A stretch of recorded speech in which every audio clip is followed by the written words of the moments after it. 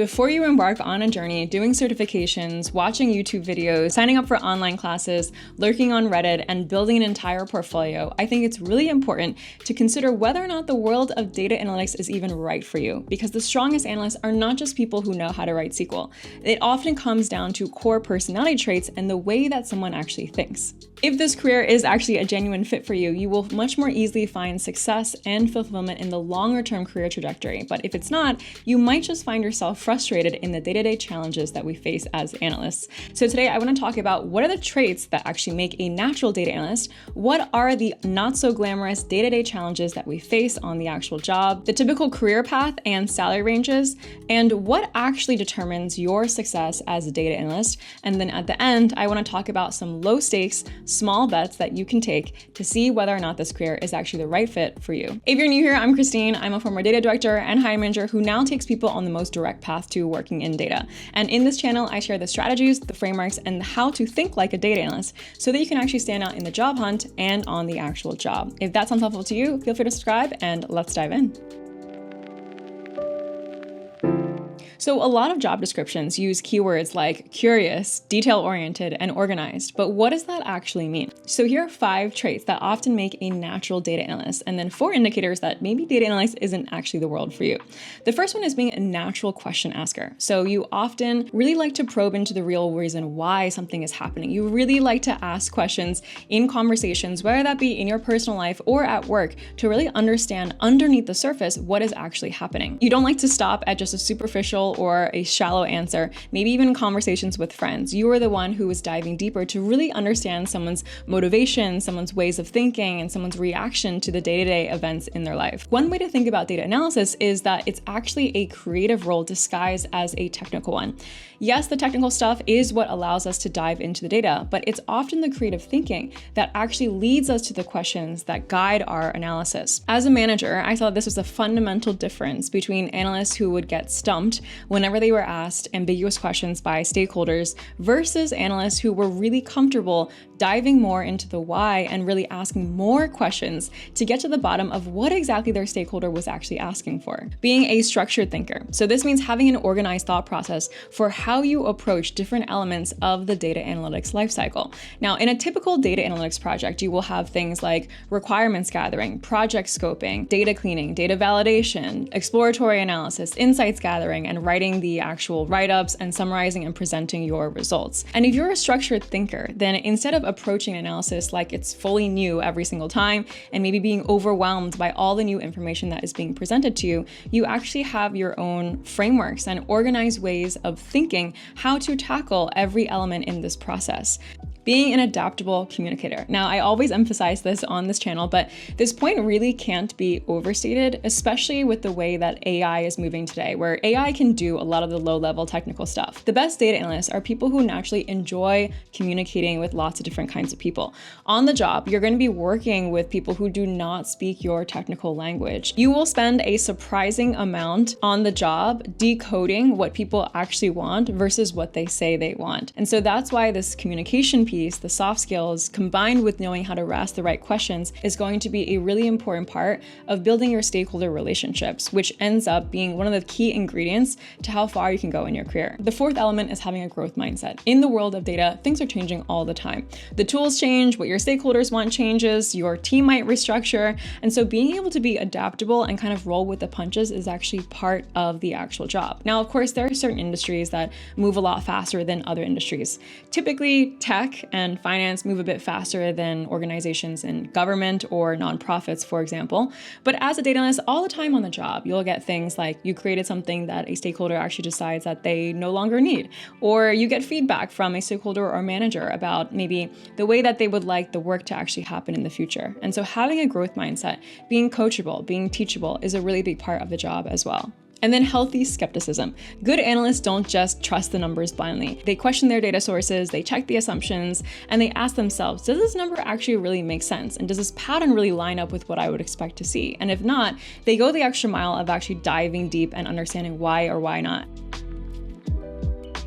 Now here's 4 quick indicators that maybe you wouldn't actually like being a data analyst. The first one is that you actually find writing SQL a drag. The second one is that you don't actually really like to dive deeper into the why of why something is happening. The third is that you prefer to either work 80% of the time with people or 80% of the time independently, because data analysis usually sits somewhere in between. And lastly, you don't enjoy adapting your communication to different kinds of people. So let me share some of the day-to-day challenges that I faced across every industry and across every level of the data jobs that I've had that I think are pretty representative of the not so glamorous parts of the actual job.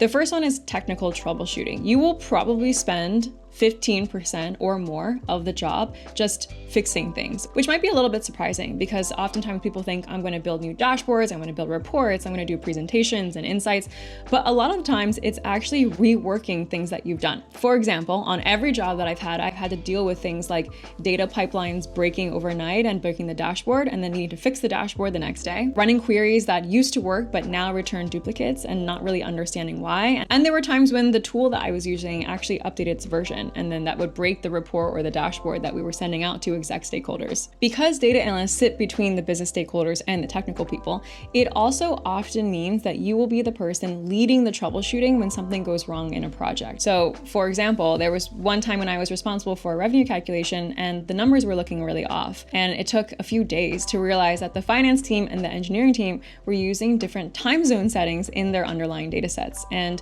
no one was really going to be able to figure that out between the two teams besides the data analyst who sees both sides.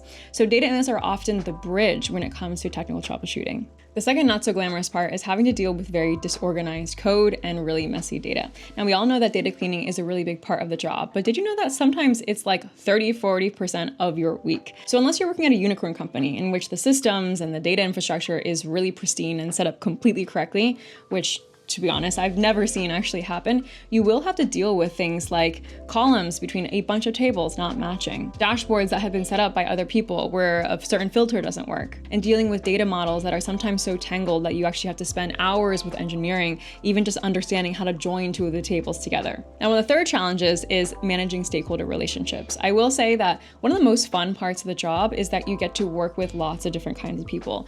But also one of the most frustrating parts of the job is that you have to work with lots of different kinds of people. By nature of you as a data analyst sitting between the business stakeholders and the technical people, you will often find yourself as the translator and the liaison between a bunch of different teams. You're going to be working with people like product managers, people in marketing, exec leadership, finance, and sales. And all of those people speak a different language and they have different incentives and goals. And so oftentimes you'll find yourself dealing with really vague requests like, can you just pull some insights for next week? Maybe someone will ask you to build a dashboard. You spend 2 weeks building it, and then they realize that they don't actually need it anymore. This is where you're going to have to develop the skill of asking smart, clarifying questions, project management, negotiation, and building trust over time. Now, the fourth day-to-day challenge is balancing ad hoc work with longer-term projects and priorities. If you are someone who likes to really focus and deep dive on one long-term project at a time without many distractions, you might not really like the world of data analytics because we are constantly balancing priorities that are short-term asks and urgent requests with longer-term projects. So for example, when I was a lead data analyst at Vimeo, I was often managing requests from executives that needed to get done that day, with needing to generate reports for the week, with needing to build a dashboard that should be delivered in like 2 months or so, but was a lot more of an in-depth project that required product managers and engineers. So there was a lot of context switching on the job. And this for me is something that I actually enjoyed because I like a lot of variety in my work. But if you are someone who really just likes to deep dive and focus on one thing at a time, you might want to consider whether the level of prioritization and juggling that data analysts have to do is actually right for you. The last one is that sometimes your work might not actually see the light of day, because getting buy-in from your stakeholders is not just about the technical work that you can do, but also about their appetite to use data and analysis to drive their decisions. So you might actually spend weeks on an analysis or a dashboard or report only for someone to say, we actually don't need this anymore, or leadership has changed their priorities, or we've decided to go a completely different direction with the project.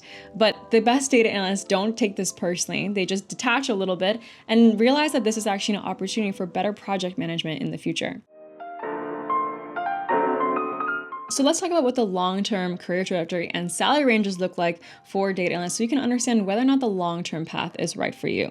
So an early career data analyst role in the US usually starts at around 60 to 90K. Of course, this definitely ranges based on industry and based on the actual city that you're living in. And typically what I find is that companies that have at least 70 people at the company and they have a real data team have two tracks for data analysts. One is what's called the IC track, individual contributor track. Now, this is a track that is much more focused on technical skills and actually just doing the technical work, whereas the second track, the manager track, is focused more on people skills and actually managing a team. So both of these tracks might start out in a data analyst role, but the IC track then becomes a senior data analyst and then becomes a principal or a staff data analyst and a lead data analyst, where you're still the person who's actually focused more on the technical work, but you might be doing more of the project management and collaboration and coordination across different teams, but you're still the person who's actually responsible for the physical deliverable. And the manager track might also start with a data analyst role, then becomes a senior data analyst role, then a data manager, and then eventually something like a data director or a VP of data.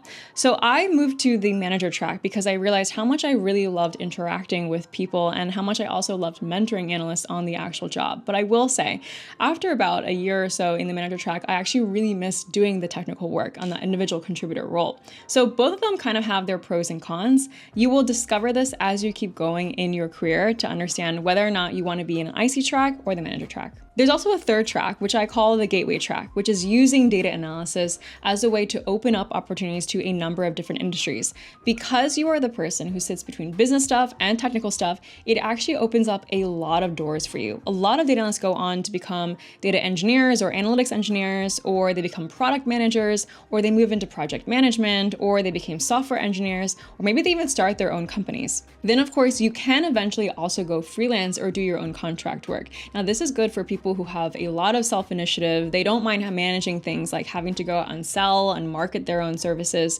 And they have the network to also go out there and find their own clients. So you can use platforms like Upwork or Fiverr, where you post about your skills as a data analyst, or as you get more experience, you can also become a fractional data analyst with a platform like A-Team, which is actually a consulting and contracting platform that creates teams of data analysts and data engineers that then go and contract work with other companies. These kinds of paths can often make more money and have more location flexibility, but of course, it does require a lot more work on your end to actually go find those clients and build that network. Across all of these roles and industries, I would say there's lots of opportunities to find financial stability, professional growth and fulfillment, location flexibility, and technical confidence.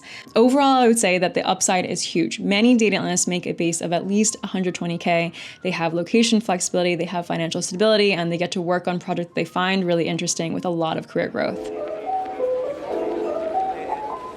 When transitioning, I noticed that a lot of early career data analysts have imposter syndrome, especially if their major wasn't technical or they don't come from a technical background. But in general, I have always noticed that mindset is much more important than your major. The most successful data analysts tend to have two key principles. The first is that they understand that success is actually a combination of having systems and relationships. What keeps you growing is not just doing really good analysis over and over again. It's actually having systems for documentation, for communication, for project management, and combining that with the actual people on the job and forming relationships that can then boost your career. When I was promoted from lead data analyst to data director, I actually kind of skipped a level. Part of it was because of what was happening at the company at the time and the opportunities that were available. But the other part of it was actually because my stakeholders had so many good things to say about the way that I managed the projects and the way that I keep everything organized. And so in the end, it was actually their vote of confidence in saying, Christine is the person who gets things done. She's the one who makes our lives easier. That ended up propelling me to the director level. And that didn't come from just one really good project. It came from repeatable systems and strong relationships. And the second principle is leveraging the technical and soft skill trade-off. Early on in your career, it's going to be much more about knowing the technical skills. But as you move up, no matter if you're doing the IC track or the manager track, you will see increasing need for soft skill. So that means being able to communicate across levels, managing your stakeholder relationships, and also building your domain knowledge and business intuition that then helps you become a stronger analyst or a stronger manager. So here are a few small bets that you can do before committing. First, take a free SQL course. Just see if you actually like writing code, because this is such a big part of our job. You can also analyze a data set that you're naturally interested in, maybe music or fashion or sports. It doesn't have to be a very rigorous data set, but just see, do you actually like diving into the numbers and surfacing insights that you might want to share with other people? You can also watch interviews or listen to podcasts. There are so many resources out there online to see if you actually resonate with the day-to-day job. Does it sound like something that would appeal to you? You can also talk to data analysts from other industries that you're curious about and also learn from them firsthand. What is their day-to-day actually like? And see if you also jive with them, because they are people who might be the kinds of people you would work with on the job. And then lastly, try building a small portfolio project and sharing your insights and findings with a friend. If you find yourself energized or invigorated or curious, then that's a good sign. Ultimately, you want to choose this career not just because it's trendy, but because it actually fits who you are, the way that you think, and the kind of long-term career that you want to have. If you found this video helpful and you're motivated to take your next step to working in data, you might want to check out my mentorship program, which is open to applications below. And that's it for this video. I will see you guys in the next one.